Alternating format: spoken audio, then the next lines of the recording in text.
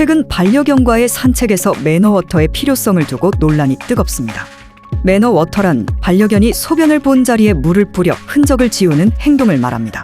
배변 봉투처럼 필수로 준비해야 한다는 의견과 이는 과도한 요구라는 반대 의견이 대립하고 있습니다.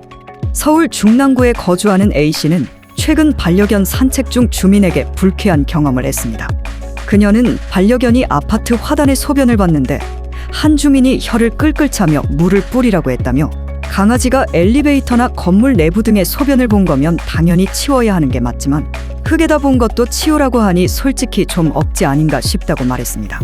반면 서울 양천구에 사는 이모 씨는 개들이 잔디밭에 오줌을 싸도 뒤처리하지 않는 걸 본 후부터는 아이들을 잔디에 들어가지 못하게 한다. 개가 소변을 봤으면 견주가 대신 뭐라도 좀 뿌려야 하지 않나라며 공공장소의 위생에 대한 불만을 표했습니다.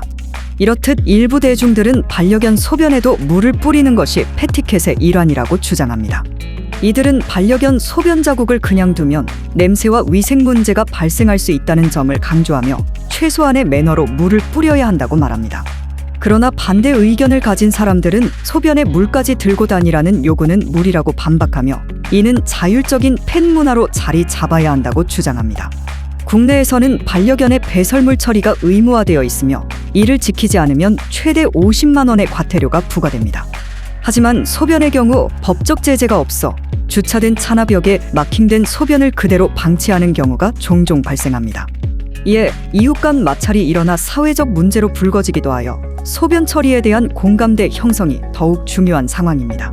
일본에서는 이미 매너워터가 하나의 문화로 정착되었습니다. 도쿄나 오사카 같은 대도시에서는 반려견 보호자들이 소변을 본 자리에 물을 뿌리는 모습을 흔히 볼 수 있습니다. 국내에서도 최근 들어 유튜브와 SNS를 통해 매너워터 사용을 권장하는 움직임이 늘어나고 있습니다. 반려견 소변 처리에 대한 논란은 여전히 의견이 팽팽히 맞서고 있습니다. 매너워터 사용에 대한 명확한 규정은 없지만 이를 둘러싼 사회적 논의가 계속되고 있는 만큼 반려인과 비반려인 모두가 공존할 수 있는 방안 마련이 필요해 보입니다.